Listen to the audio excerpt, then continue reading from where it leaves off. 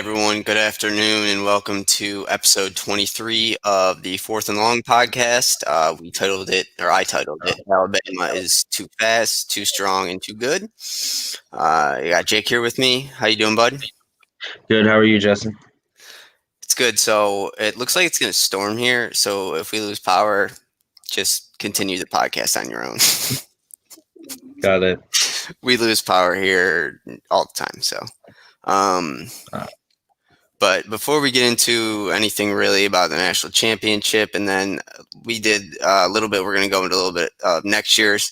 I do have some news and notes, actually a lot of them. So if you have anything to say about any of them, just cut me off. Got it. So Mac Jones, defensive tackle Christian Barrymore, cornerback Patrick Surtain the second. I don't know why he doesn't put junior. And then Jalen Waddle will forgo next season to enter the NFL draft. McShay has them all going in the first round, along with receiver Devonta Smith.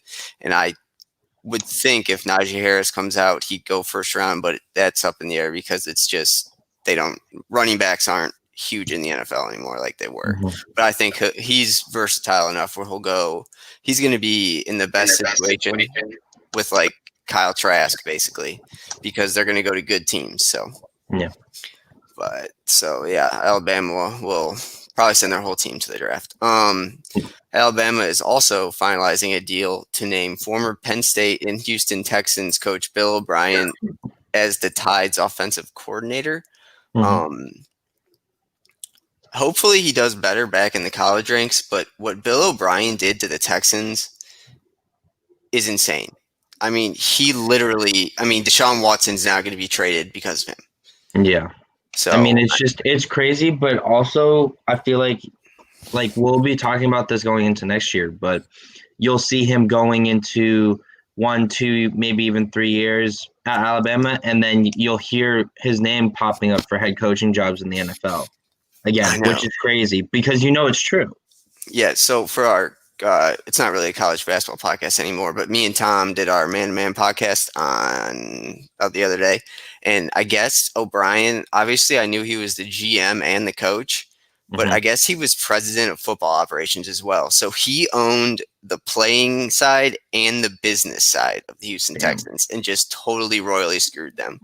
I mean, when they traded DeAndre Hopkins for like nothing, that was crazy. But yeah, I mean, you traded one of the top 2, if not top 3 wide receiver in the NFL for pennies on the dollar and an injured running back who, had 1 or 2 good plays through the season. Yeah, it's weird. I mean, he didn't even have that much success at Penn State when he was there. Granted, that was also, I believe, right after the Sandusky and the cases and stuff. But of course, he's going to go to Alabama. He's going to be with 5 stars, and he'll have the best offense in the country. And then USC will hire him in 3 years. So yeah, we all know that story too well. Justin Ross, spelled with a Y, odd. The Clemson wide receiver will return to Clemson next year after missing all of this season with a spinal condition. Last year, he led Clemson, I believe, receiving yards or receptions and receiving touchdowns. So I guess I didn't even realize that he wasn't there. I think I got him confused with T. Higgins for the Bengals. So I guess that's interesting, but not really. These are just quick. So Manny Diaz, the coach at Miami, will take over defensive play calling duties. Duke head coach David Cutcliffe has given up play calling duties for the Blue Devils. That's pretty big because David Cutcliffe is looked at in the NFL pretty much every year. He's like a quarterback whisperer, I guess. Nick Saban was named the winner of the Paul Bear Bryant Trophy, which goes to the best coach in college football. It's actually his second time winning this because he won it with LSU in 2003. Yeah. We'll talk more about this, but I'll just I just want to say before you read the next one, this is the most shocking news in my opinion, and I don't know what Michigan is doing in this situation. I really don't. Right, I know we talked about it saying, there's not really another choice, but to extend I just read it. We'll talk about it. Yeah, we'll get into it. I'll just read it. Michigan has extended Jim Harbaugh until 2025. He'll be making around $4 million a year, with incentives. 500,000 if the Wolverines win the Big Ten East outright. 1 million if the Wolverines win the conference. 500,000 if the Wolverines make the playoff, and another million if they win the national championship. I hate to break it to Michigan, but none of those things are going to happen anytime soon. No, not a chance.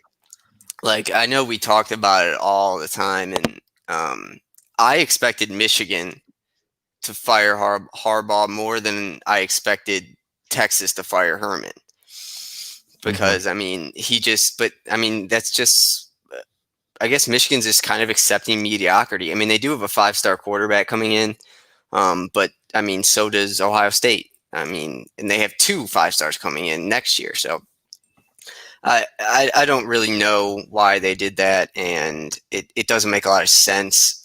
But like you said, like we said, it was the best that they were going to get. Yeah. I think one thing you forgot to mention is the buyout. I guess this time around is a lot lower. Yeah. So I think that was their plan in doing it, because I don't think they plan on keeping him. But again, $4 million a year for a coach who hasn't done anything. I thought they would have come in with an offer around like maybe 2.5 at like the most, but $4 million, in my opinion, is just way too big for a coach who you brought in to win. You got, to flip the tide in the Ohio State Michigan rivalry, and to bring Michigan back to the powerhouse they were when Charles Woodson was there and everything. But now it's just like, I don't know. Yeah.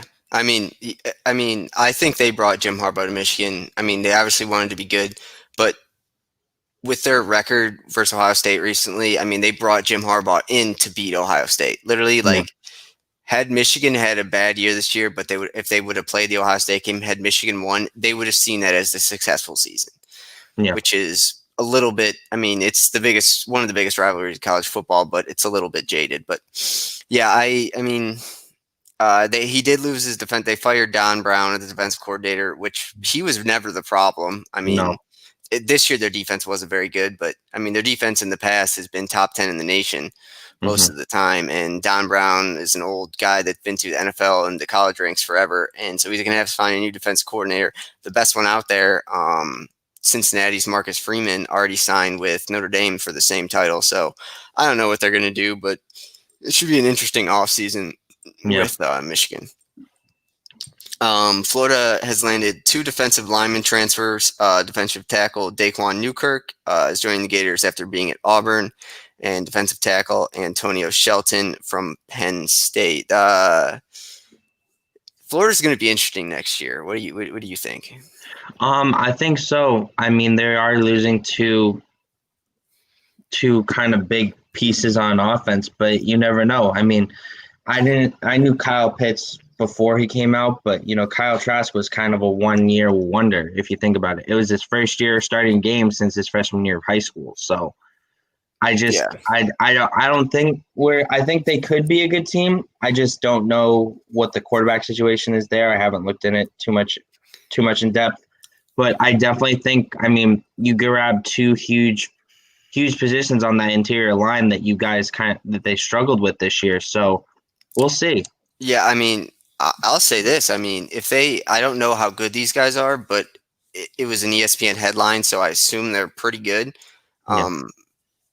Those 2 defensive tackles could have won them the Texas A&M game, or maybe the Alabama game.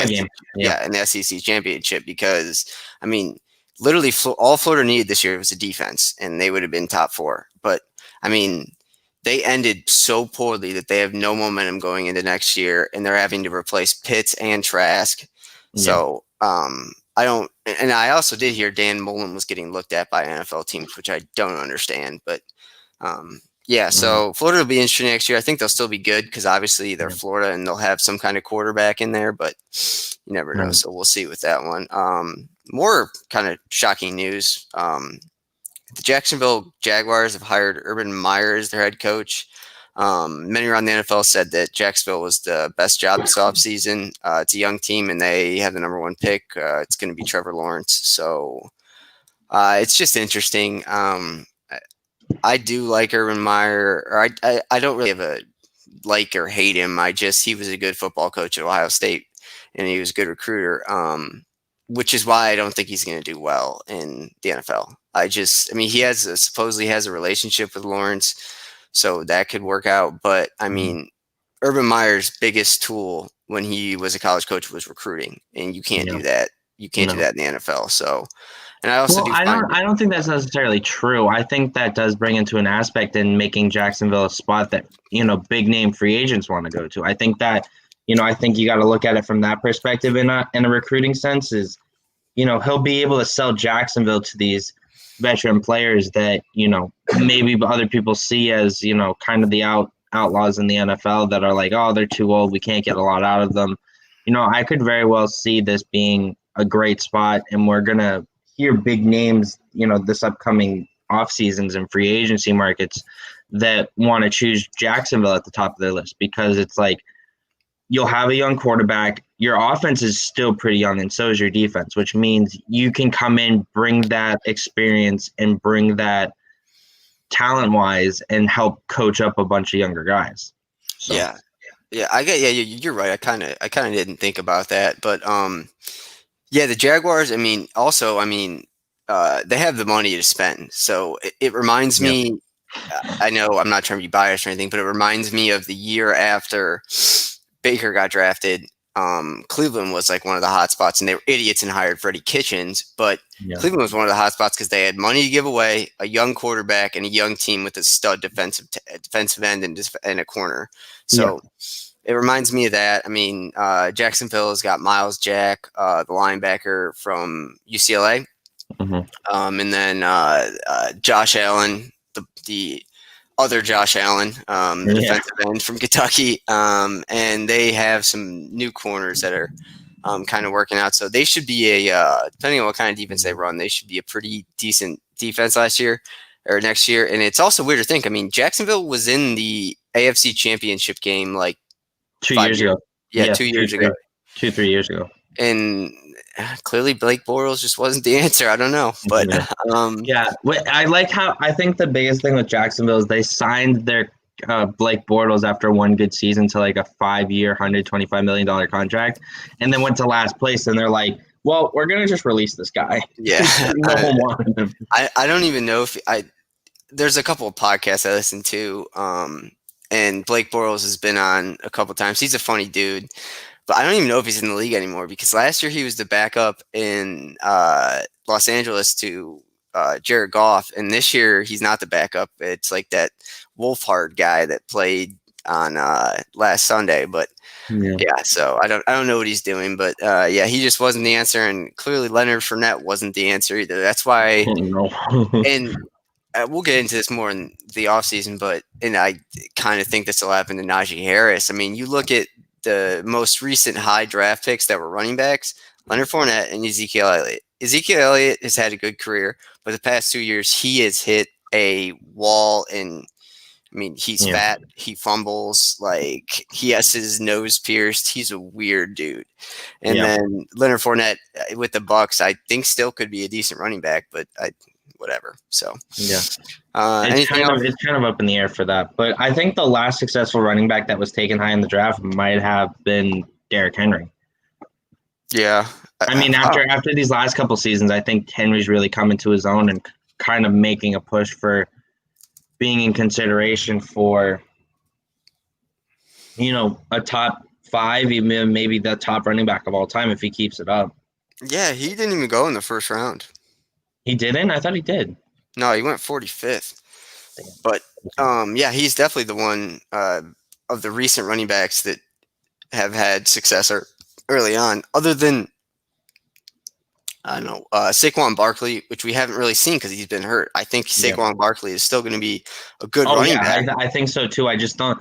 His rookie season was phenomenal, for what the Giants were, and then I just think it was too much his second year. I mean, having to deal with like no offensive lineman and getting hit literally every other play in the backfield is just, it takes a toll on your body. And I mean, he did tear his ACL, not once, but almost twice. So I think if they're able to draft an like Penei Sewell this year, or even can somehow snag, one of the linemen out of Alabama, or even Christian Brady Christensen out of BYU.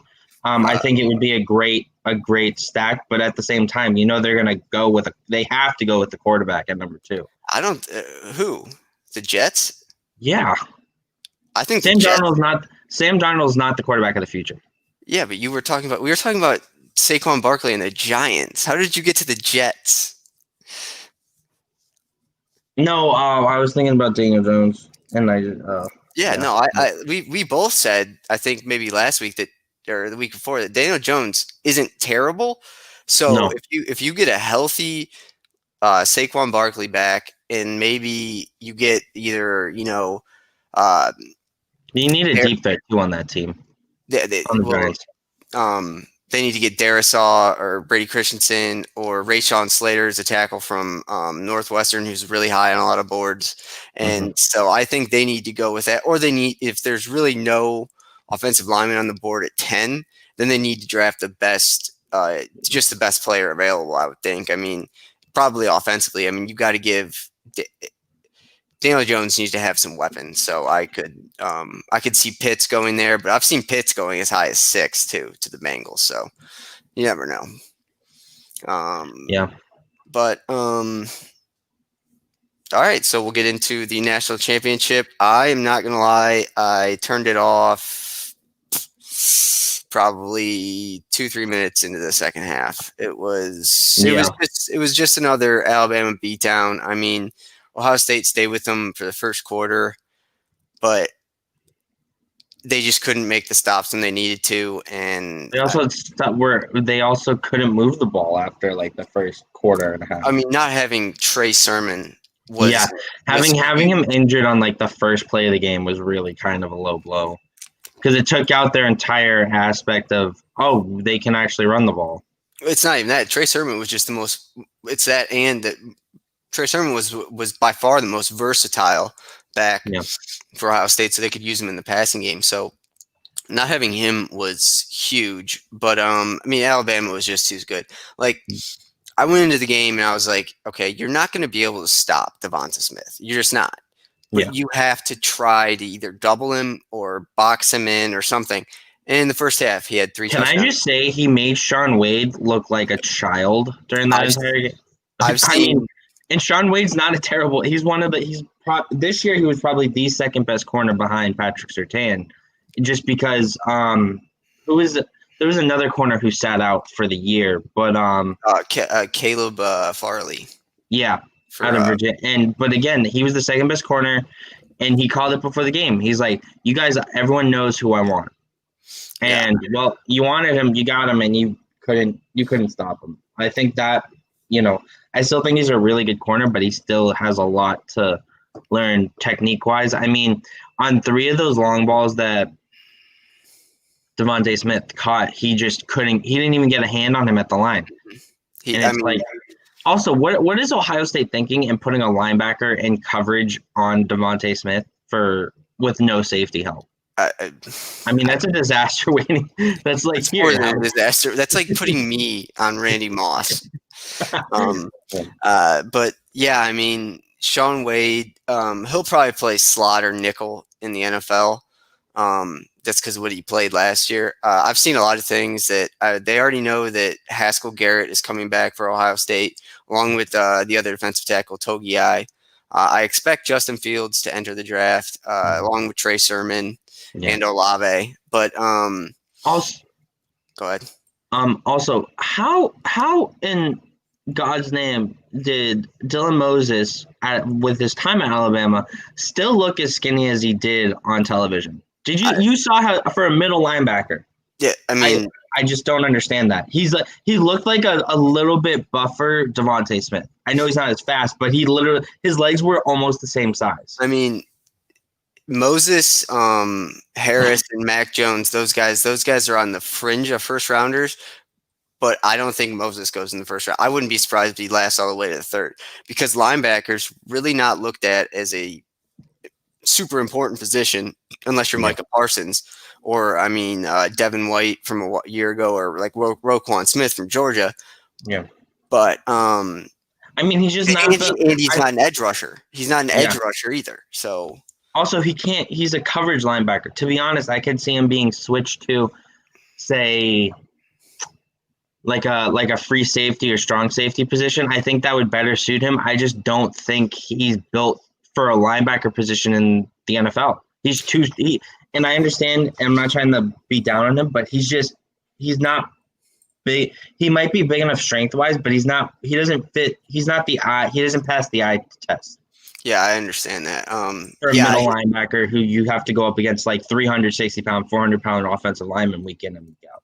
Yeah, I wouldn't be surprised if someone like, I don't know, the Patriots or the Rams either pick him up in the late first round or the second round, and they do exactly what they did with Isaiah Simmons with Clemson last year. He was a linebacker. They moved him to strong safety. Yeah. I mean, it makes most sense. I mean, he'll have to pick up his feet a little bit. I guess I don't know how fast he is. We'll see what he runs at the combine if he runs. But yeah, I think he just is not, which is weird, but he was a small looking dude. Yeah. But yeah, most of the game, like I said, I went into it. I was like, you kind of have to try and stop Devonta Smith. I mean, in the first half, he caught 215 yards and 3 touchdowns. I mean, it was over. I mean, and then he broke. I don't know if he dislocated a finger or broke his hand, but he came out in the second half with just a cast on, and it's like. Yeah. Also, can we just talk about how Nick Saban allowed Jalen Waddle to go out there? I was just about to bring that up. Clearly, like, I understand he wants to play because of his pride and everything, but you're Nick Saban and you have a reputation of, at least looking out for players health-wise in some sense. And he just looked like a wounded animal. On the first time he got the ball on that, when he was a crossing pattern for the first down, I mean, he came up limping and he didn't even get hit. Yeah. And I don't know if you saw, but a lot of NFL players were like tweeting. They were like, Nick, you got to sit this guy down. Like, what A.J. Brown tweeted, Patrick Mahomes tweeted, Darius Leonard from the Colts. They were all like, he needs to sit down. And I totally agree. I mean, that kid again, he's phenomenal recovery, but again, you need time. You might have just kind of screwed yourself over for the draft. I can't see a team risking a first round pick on him. I just can't. I could possibly see like a desperate team, but not to the point of like a late first round pick. Not like if he had sat out and then came back when the combine came around and was like full speed like he was before he went out, or like at least close to that, then he would have been probably a top 10 pick. But now it's like I could see him falling to the second, maybe late second round. No, I haven't seen a mock with him outside the top 20. But then again, so I disagree with that. But then again, I mean, when he meets with teams, I mean, they're going to extensively look at that injury. So if it is, I mean, because I know it happened with Jalen Smith when he went to Notre Dame. I mean, he was a top 10 pick, and then he fell to the second round because he got injured in the bowl game. So, yeah, they're going to look extensively into that injury. But, yeah, there's really nothing else to say about the Notre championship. I mean, Alabama this year, I mean, they were in a league of their own, and Nick Saban won his record 7th title. I mean, I don't think there's any way to stop Alabama anymore until Nick retires or an Auburn fan kills him. I mean, he's going to keep recruiting. Bryce Young is the leader for the Heisman odds next year. He's one of the leaders. I know Spencer Rattler right now. Spencer Rattler, yeah. I have that later on too. I have that in there. But yeah, I mean, so they're just going to reload. Clemson's going to reload. Everyone's going to reload except for Notre Dame. I think LSU could come out again next year as well. I mean, they're returning 20 of 22 starters. I mean, they definitely have.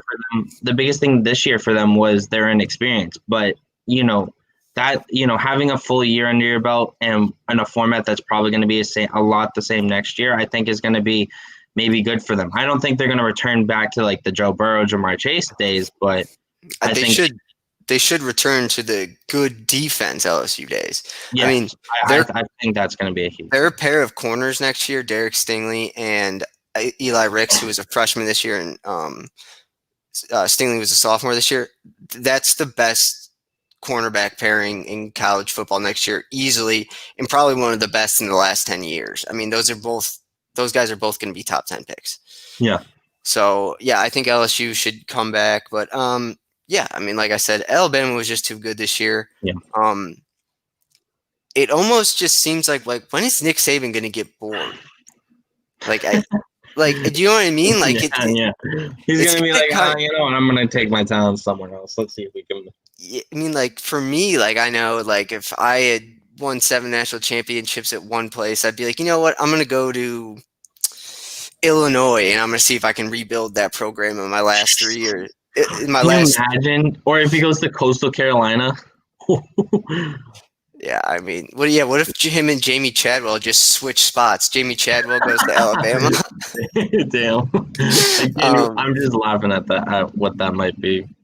But yeah, so I there's no way to stop him. But yeah, that's all I pretty much have in the national championship. I want to see if I do have a hot take because I watched Alabama throughout the year, but I knew they were good, so I wasn't necessarily paying attention until the SEC championship and the playoff. Mm-hmm.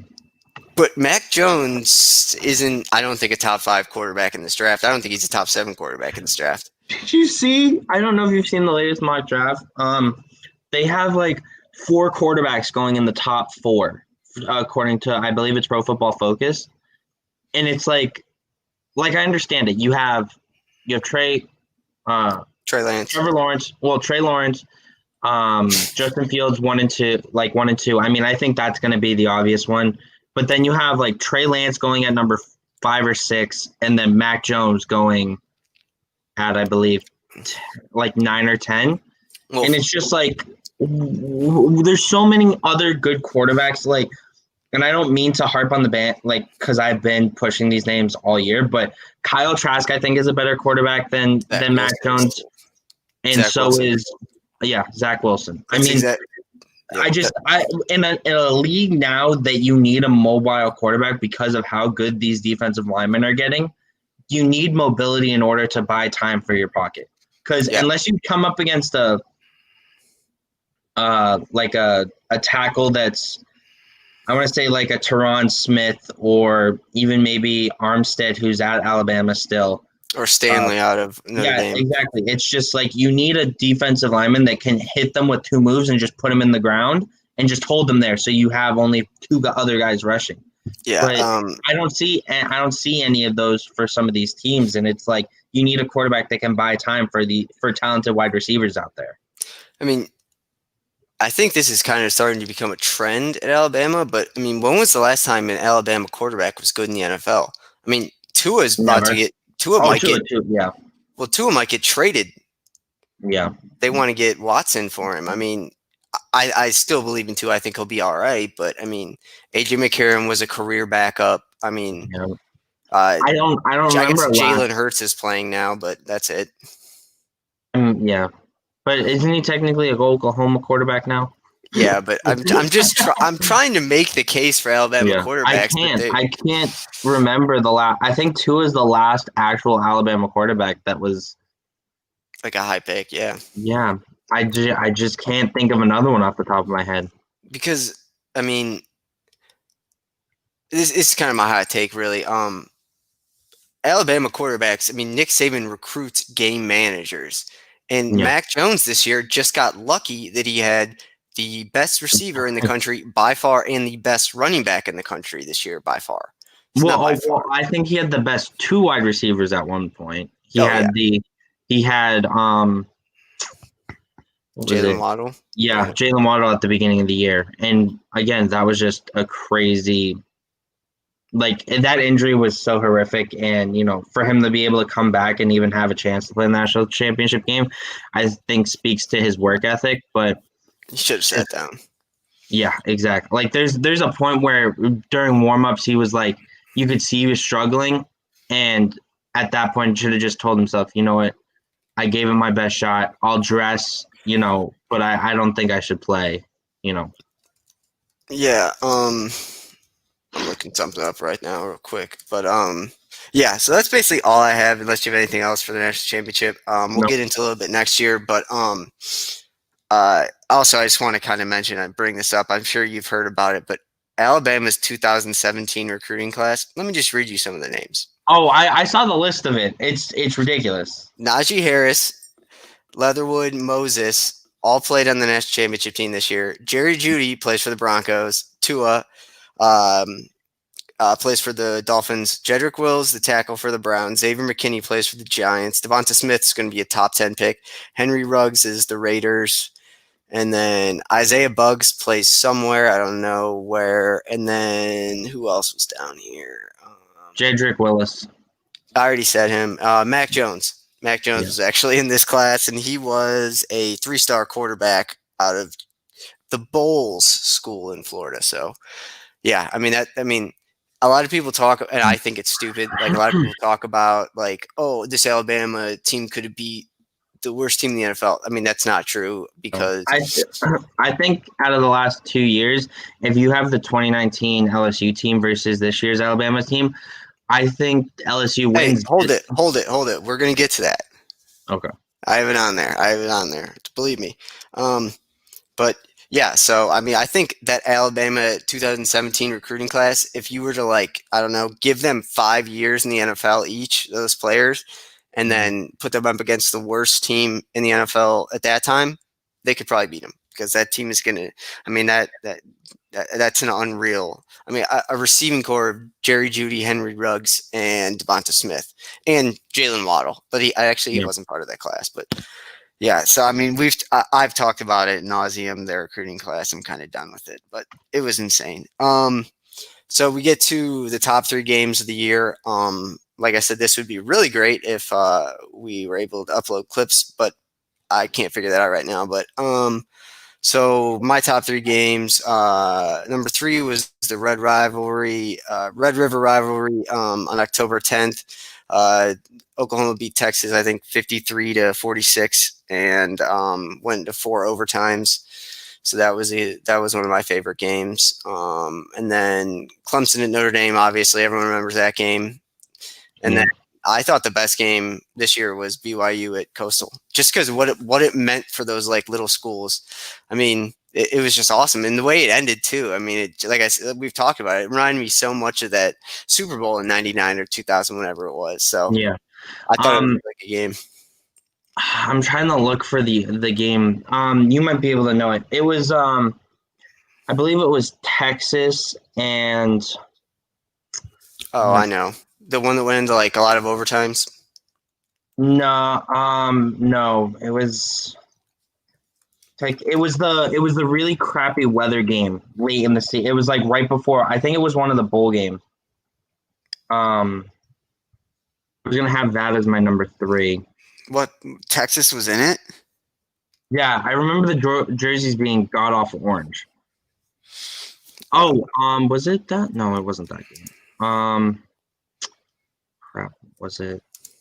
No, I forget what it was, but I would definitely have to say that my number 1 would be that BYU at Coastal game. Again, as you said, for what it meant to both those teams.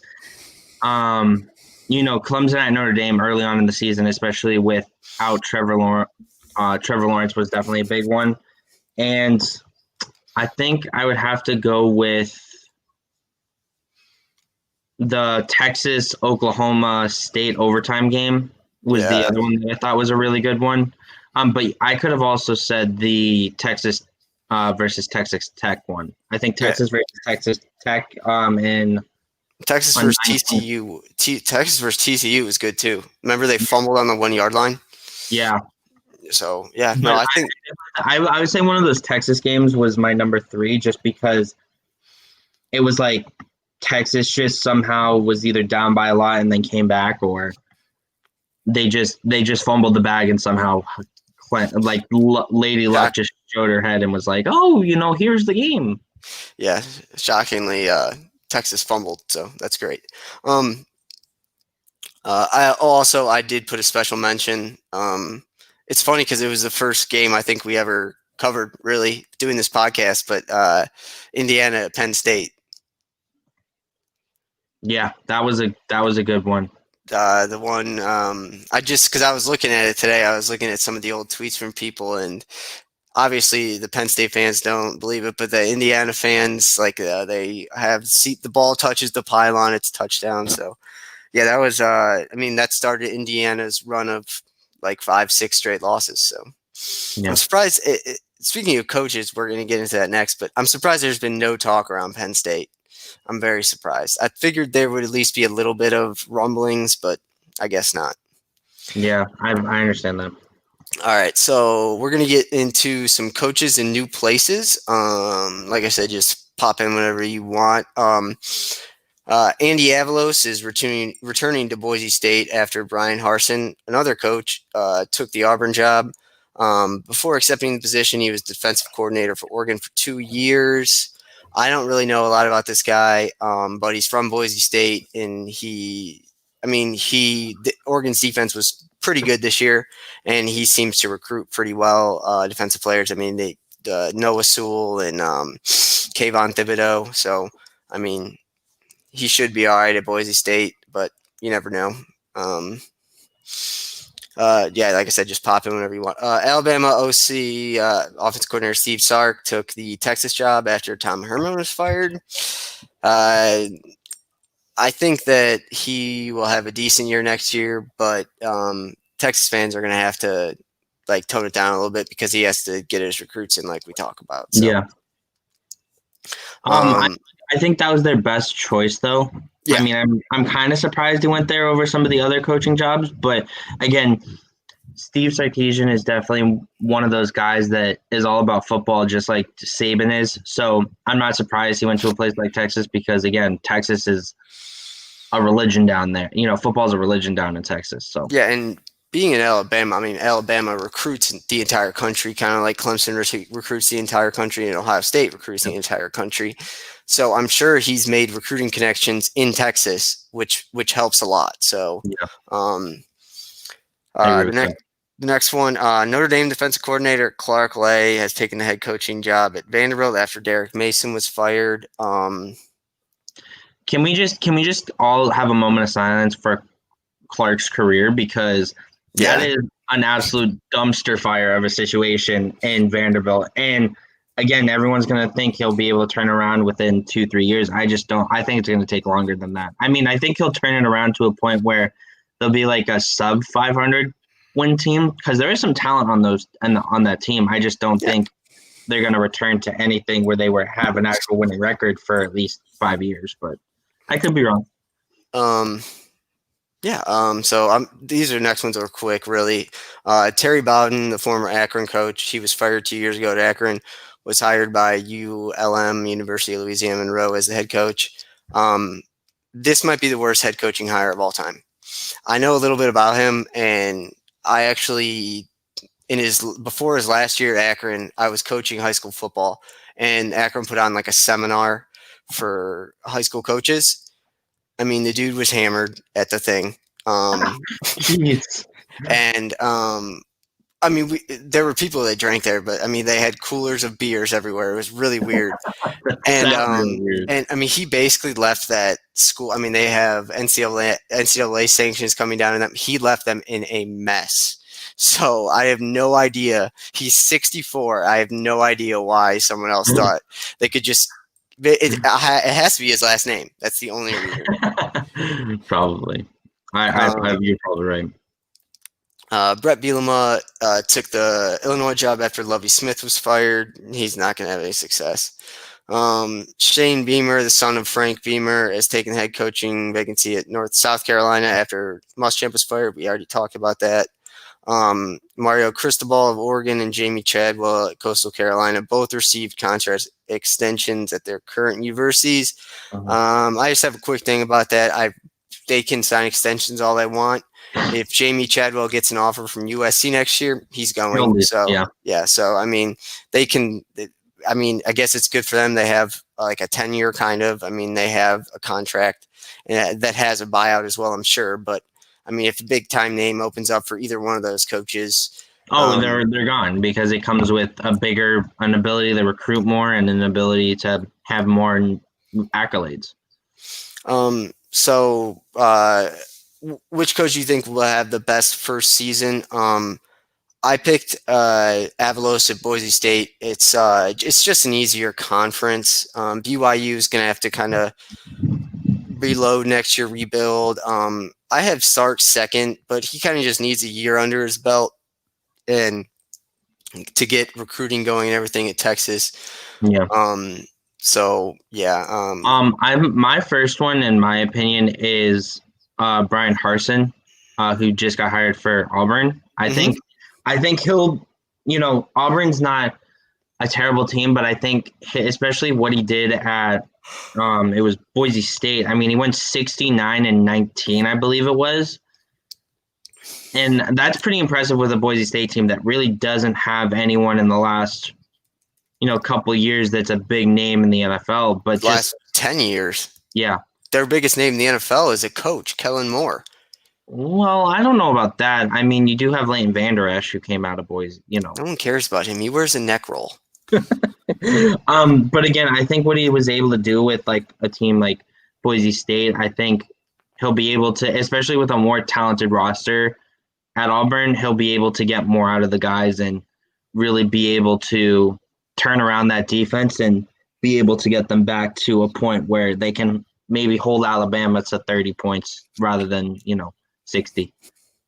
Yeah, my second one would definitely have to be Sarkisian as well. I think you're right. I think he's a great fit for Texas. But I think, again, it's going to take a couple of years for him to get in some kids he really likes and can coach up. Yeah, I have two things. I wonder if Sark will take any of the Alabama guys with him. I doubt it. I mean, I don't think so. I know this always comes up when either a DC or OC leaves Alabama. I guess the lore is there's always a conversation between Saban and whoever's leaving because they want to get his blessing in order to leave. Well, it's like a respect thing, I guess, out of that. But I guess there's also a conversation on coaches that are untouchable, but coaches that, he has an ability to take, like they have the ability to leave, and he won't stop them from leaving to go to like to someone that he'll know will use them. Yeah. But and then about Auburn, I mean, I kind of agree. I kind of forgot about Harsin, but I mean, how much lower can Auburn go? I mean, yeah, exactly. So there's got to be some upward there. And then I have which coach will be fired first in the offseason or during the season. I really don't think any of the new coaches will be fired this season. But I do think Shane Beamer at South Carolina is going to have his tenure cut a little bit short eventually. South Carolina can't recruit with the big boys in the SEC anymore. They just can't. And I mean, they had the commitment from Gunnar Stockton, who I have him on there later too. He's a 5-star quarterback out of Georgia. They had him committed since he was a sophomore. He reopened his commitment or his recruiting, and now is favored to go to Auburn. So it's I think not necessarily a first coach to be fired this offseason. That's new, but I think one is definitely Harbaugh. I think if he starts off the season, say with, not maybe winning one game that they should win and then losing the rest of them, I think it's like the writing's on the wall, and I don't think they'll keep him, in my opinion. I mean, after they sign this contract, I can see myself being totally wrong, but I just, again, I can't believe they gave him a contract extension that large. I mean, I knew they were going to. Again, he was probably the best coach they were going to be able to have a chance at, especially after his recent kind of downplaying at Michigan. But again, $4 million a year through 2025. And again, I think the biggest thing to note about that contract is they significantly lowered the payout. His payout before was, I think, 1.2 or 1.5. Now I think it's only at like one of those bonuses amounts of like 500,000, which for a school like that, it's like, we'll eat it for a year and so we can get someone else. So Michigan plays Ohio State at home this year. If they lose to Ohio State, if it's kind of a blowout or easily won by Ohio State, he won't. He's gone after that game. Yeah. He has to be. So, all right, we get into our first of Mount Rushmores of the offseason. The top 4 players from the college football season this year, and you can't pick any that were in the college football playoff. Okay. So you want to go first, or do you want to go second and have 2 picks? Are we doing it in the way that, so if you say a name, I can't say a name? Yeah. Okay. Well, then. So either I go 1 and then you get 2, or you go 1 and I go 2.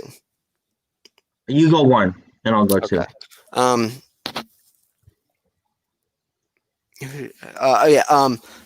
think Kyle Pitts. I don't know why I put quarterback next to his name on the outline. I was thinking of Kyle Trask. That's why I was confused. I think Kyle Pitts. I know he missed a couple games, but I mean he was the true mismatch the entire season. And had he been fully healthy, and Florida had as good of a team as Alabama did around him, I think he would have outperformed Devonta Smith if he was in the same situation in Florida. Because I think Kyle Trask is better than Mac Jones, and I don't think Pitts is necessarily better than Devonta Smith, but I do think he'll have a better NFL career than Devonta Smith. So that's mine. Yeah. So for my number 2, I'm going to go with his counterpart, Kyle Trask. I think Kyle Trask this year was arguably the runner. Definitely, it was like he was number 1, and then the rest of the field with like Justin Fields, Trevor Lawrence, and if you want to put his name in there, fine, I will. Mac Jones. But I just think he was the second, like the last tier before you hit the top level tier. And at some points he showed he could have been in that top level tier. I mean, he was number 3, or number 4 in the Heisman voting. I believe he was number 4 actually, but I just think this year he was tough competition. I think any other year without Trevor Lawrence, he would have probably won it. And if Devonta Smith wasn't here, I also think my other Rushmore had, this one's up in the air for me, but I would have to say I know he didn't play, but Penei Sewell would probably have to be up there. I just think he'll be one of those, he'll be like a Joe Thomas in the NFL where he'll play like 8 or 9 straight years and win Pro Bowls, kind of like another Quentin Nelson, but on the tackle position. I feel that. So I get 2. I'm going to go with I went with Kyle Pitts. I'm going to go with Sam Howell, the quarterback at UNC. He was up and down for a lot of the year, and I'm almost drafting my team as if it was a fantasy football team. He should be the next quarterback, or one of the top 3 quarterbacks in college football next year. And he had towards the end of the year, I mean, other than the loss to A&M, which was still a pretty good game, North Carolina finished pretty well. So, and speaking next year, I mean, he loses the 2 running backs behind him, so they're definitely going to have to rely more on their passing attack. So I like Sam Howell a lot. I think he'll be a top Heisman contender. And then my third one, Jarrett Patterson, the running back from Buffalo. Dude had 1,000 yards in 6 games or 5 games. That was going to be my next pick. I'm like, wait. So, I mean, I don't really need to say anything else. I don't know what he's going to do in the NFL. I don't know if he'll be picked, but I mean, the dude was insane. I actually just saw his backup. I guess they kind of split carries 70-30, but his backup is transferring. His backup has over 2,000 yards rushing in his career already. And he averages 6.6 yards per carry. So he's transferring. Yeah. So, but that was my third one. So now you got 2 again? Mm-hmm. I'm going to go with Elijah Moore, the wide receiver out of Ole Miss. I forgot somebody. I mean, he was definitely, as we kind of said earlier, he still had a phenomenal year, again, overshadowed by Devonta Smith. But in a year without, this Alabama team, every player that was on it, he would have definitely probably been in consideration for the Heisman just because of his stats. I mean, had over 1,500 yards receiving with, I think a dozen or so touchdowns, but was really the corner piece of that air raid offense at Ole Miss. And my second one, I'm going to go with Breece Hall. The running. Yeah. Hey, you stole Jared Patterson, so I got to take the next pick. I'm closer to Jared Patterson. But no, I think just Bryce Hall was definitely, he had some down moments this year, but I think that his high moments really outshined those down moments. So I think he'll be a solid back once his number gets called for the league, and I think that he could turn into like a Jonathan Taylor for the Colts, or even a who was it, or even like a young and a longer Reggie Bush for the Saints type vibe. Yeah, I feel that. So you got one more. Yep. Yeah. So I think I have to go with a defensive player now. Actually, no, I'm not going to. Defense doesn't exist in college football anymore. No one mentioned him. I came surprised, shocked you didn't mention him. Zach Wilson. Yeah. Well, I was only going to choose one quarterback, so I chose Trask. Hey, if I was an NFL GM, I'd draft a quarterback every year. But maybe that's why you're not an NFL GM. I should be an NFL GM. They should see my fantasy drafts in Madden. They're great. But yeah, Zach Wilson carried that BYU team. I mean, obviously he had some parts around him, but I mean, for the most part, I can't think of any receivers. I know their running back. I know one of their linemen, but he carried that team. I was not really with you in the beginning of the year thinking he would be a first-round pick. I think he's now pretty much guaranteed to go first round unless he does something crazy at the combine or something like that, or gets arrested. I don't know. But yeah, he'll be a top 10 pick, and I think him and Trask are going to get lucky. They're going to go to good teams, and then so will Mac Jones. But Mac Jones, Mac Jones is literally the second coming of AJ McCarron. That's all he is. Well, I said that earlier in the year, and you're like, I don't know, but yeah, I mean, they wear the same number. Yeah. I wonder if his girlfriend's is hot. The only other thing is everyone, and I think it's a great comparison, he's like a Tom Brady combine type vibe. I understand.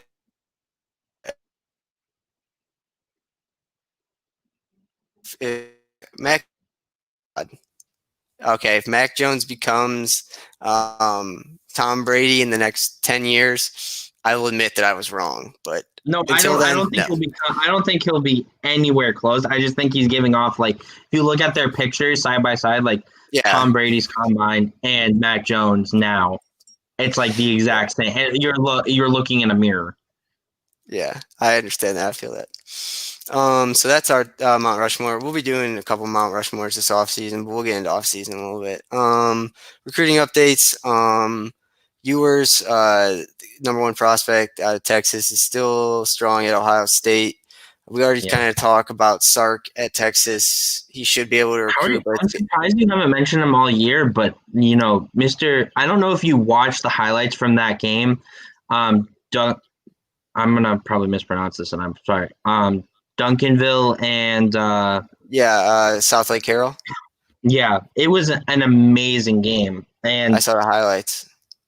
Yeah, it was crazy. I mean, the stud defensive end who's committed to Alabama for Duncanville was just neutralized and couldn't really get anything going. Did you see what? I saw it after the game. Yeah, I saw it after the game. Hey, but you got to tell your boys at Ohio State to start recruiting that running back, man. He wants to go to Ohio State and could be the next Christian McCaffrey. I mean, he's young. He's only a sophomore, but I don't know, man. I mean, he looked really good, and against one of the top teams in Texas. I mean, you can't fault him for that. I mean, no, I understand that. Let's also be real. South Lake Carroll is a top 5 program in the country for football, high school football, other than like the private schools, other than like, I still want to do a feature on IMG Academy just to follow one of the football players around all day. Like, I guarantee they don't do class or anything, but yeah. Well, I mean, if you did that, I feel like they would. They just show up. Yeah, they'd be sitting in the back of the class just watching film all day. Trust me. I went to a private high school. I knew kids like that. Literally, the only thing they did during class was watch film, either practice film or film for the upcoming game, and it was just like you could tell they weren't doing anything. So yeah, with Ewers and those guys from Texas, it'll be interesting to see if Sark tries to get them back or he kind of just moves on to 2022, 2023 with those recruits. I think that'll be interesting. I would have a hard time believing that he's not still going to go after Ewers, but you never know. And Caleb Burton's another guy from Texas that committed to Ohio State. He's number 15 rated player in the country. He's a wide receiver. So, Yep. And then I have this Gunnar Stockton, who I kind of talked about a little bit earlier. As 5-star quarterback. He was once committed to South Carolina. He's reopened his commitment, and he's the favorite at Auburn. I just have a question. Like, why do quarterbacks recruits still go to Auburn, Texas, or Georgia? I don't get it. I just don't. Like, how can that guy, a 5-star quarterback, look at what Bo Nix has done at Auburn and be like, yeah, I want to do that. Yeah, I want to do that. So that's really all for recruiting. We can go into the top 5 players later. The Heisman odds for next year. There's a couple tied. I think Bryce Young, Rattler, and Ugalele are all at the top 5, and along with JT Daniels and Sam Howell. So I'd be shocked if it didn't go to a quarterback next year. But you never know. Yeah, I mean, Joe Burrow was plus 4,000 before his campaign. So you never know. I do have a question for you. Will JT Daniels have a better season at Georgia next year than Justin Fields had at Ohio State last year? Ooh, that's I don't know. I really don't, because again, with that head coach and for him sitting him out, again, we still don't know what went on. We're going to find out. We are going to find out. I mean, it's possible. I just don't. Again, I think it is if Georgia's defense can definitely force more turnovers next year. But I also think if he has a good wide receiver group, again, I haven't looked at the Georgia recruiting class and see the players that are coming in for offense wise, whether it be a running back, a tackle, or what wide receiver. But again, this year Georgia was kind of quiet. Not really any. I don't think any of their wide receivers broke over like 800 yards. No, I'm pretty sure. Think they did either. Yeah. I can't think of what the guy's name is. They had one star receiver, but he was always getting into trouble. Yeah, I think I know who you're talking about. I forget his name also, but I think it's possible. I think it's way, way, way too early to tell. I think once we get into, a little bit of the spring ball and see what George Pickens. Oh yeah, I mean Pickens is going to be, if he can stay out of trouble, he's going to be I think that's going to be the next duo for Georgia, JT Daniels for Pickens. But again, he's been getting into too much trouble off the field. I mean, I think either was it this year or last year in the SEC championship game. I think it was last year. Maybe in one of the SEC games this year or last year. I mean, he got suspended for like 2 games because he just punched one of the corners who was guarding him. So yeah. But so, I mean, I don't think JT Daniels will have a better season Georgia next year. Just because I don't trust Kirby Smart. I don't trust Kirby Smart. That's the other thing. Yeah. I mean, it goes back to the question I just had. Like, why do quarterback recruits still go to Georgia? Like, yeah. I mean, at this point, I'm surprised there's not a line out the door trying to get into Oklahoma or Ohio State or Clemson. Yeah. I mean, anywhere but really not Alabama, Auburn, or Georgia. Yeah. But I mean, Alabama, you could do the same thing that Mac Jones did, and you get picked in the first round. All right, so before we get into our final trivia, or not our final trivia, we'll go in the offseason too, but let's do our final top 10s of this year. I'll go first. I have 1 Alabama, 2 Ohio State, 3 Texas A&M, 4 Clemson, 5 Oklahoma, 6 Notre Dame, 7 Georgia, 8 Coastal, 9 Cincinnati, and 10 is a tie between BYU and Northwestern. Okay. I think your top 4 is pretty accurate. The only team I would switch is I would move Texas A&M. So for me, it would be Alabama, Ohio State, Clemson, Oklahoma, Texas A&M, Notre Dame, Georgia, Coastal Carolina, Cincinnati, and then to be honest, I'd honestly put Florida at number 10. Oh, I mean, Florida had Florida had a top 5 team this year in talent. They just Dan Mullen's killed them a couple times, but that's just my opinion. I think BYU and Northwestern are like 11, 12, or vice versa. But I think Florida definitely deserves a number 10 ranking. See, I disagree with that. They don't deserve a number 10 ranking, I don't think. I disagree with that, but they had the talent of a top 5 team, but I don't think they ended the year with 3 straight losses. Yeah. So it's kind of tough, but what was I going to ask? Hold on, I got to go look at this. Yeah, I think the way Notre Dame played this year in the semifinal, I think did nothing to help their cause. I think we had the 1 year off of Oklahoma. I think we're going back to Oklahoma love next year. Notre Dame. Spencer Rattler, even though for a young quarterback, showed a lot of really good things this year. I think he's going to be, again, another type quarterback like Kyler Murray or something. Or I don't think Jalen Hurts, but I think Kyler Murray or even Lamar Jackson type at Oklahoma. All right, well, we'll get into our trivia. I will go first with my first one. Okay. Who is 5th in the nation in passing yards? A. Sam Howell, B. Matt Corral, or C. Dylan Gabriel. Ooh. So Sam Howell, quarterback, North Carolina. Corral, quarterback, Mississippi, and then Dylan Gabriel, quarterback, UCF. I want to say it was probably Sam Howell. Is that your final answer? Yes. No, it was Dylan Gabriel. Sam Howell was higher. I think he was 4th or 3rd. All right. Mine is a little bit of a throwback, but not too far. Early 2000. What was the name of the wide receiver that set up Vince Young's game-winning run into the 2006 Rose Bowl? Oh. I'm going to say a name, and I know it's wrong, but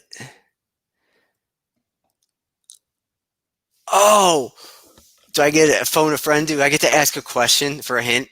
No, don't. Was he white?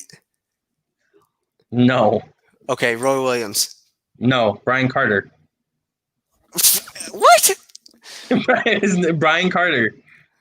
I mean, that's just all right. I see how trivia goes for you. I get it now. Okay. What? He wasn't white.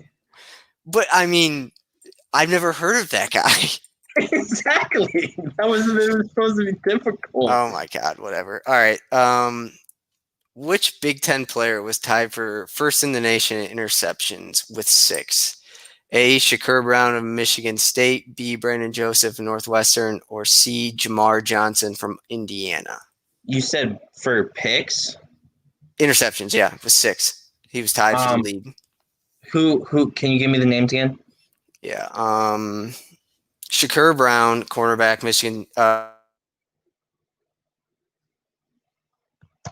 You cut out, so you're going to have to repeat that to me. Yeah, I don't know what Justin said. I think it was. I hate when these happens, especially during trivia. But I want to say that I know it wasn't. I know the guy's last name was Canteen. I just don't remember his first name. And then I know the other one was Joseph out of Northwestern, but I'm not sure.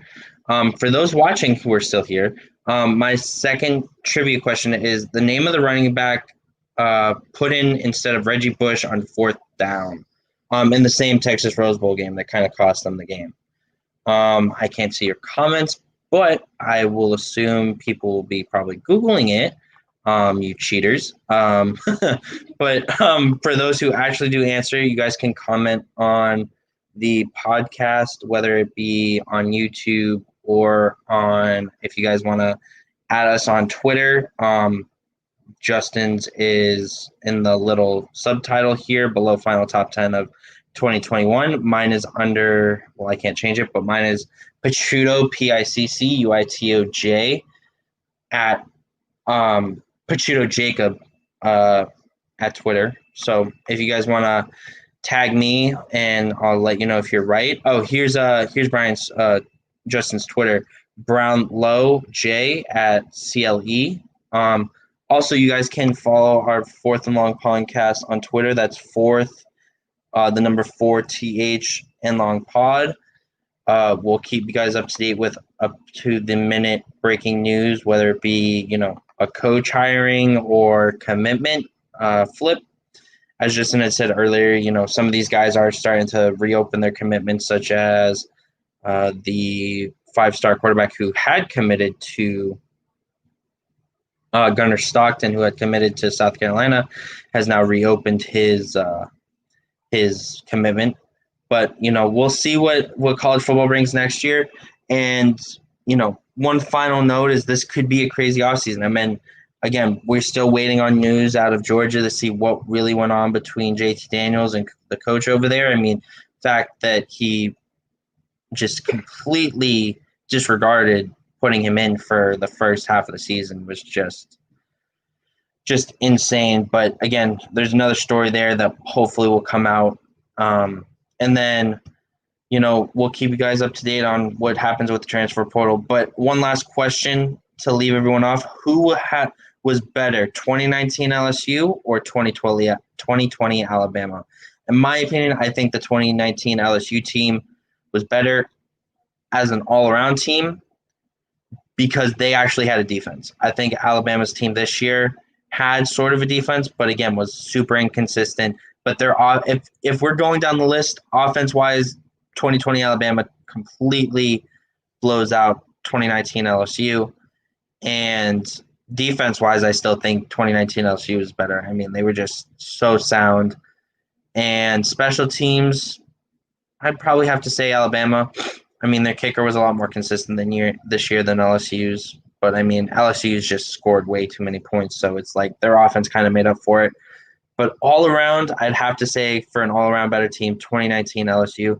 Again, guys, if you guys want to make a tweet about it or at me or Justin, again, mine is Picciuto, Piccuito Jacob on Twitter. And then Justin's, which should be coming up soon, is, I believe, Brown Low CLE on Twitter. And then, or you guys can just tweet the podcast at Fourth and Long Podcast.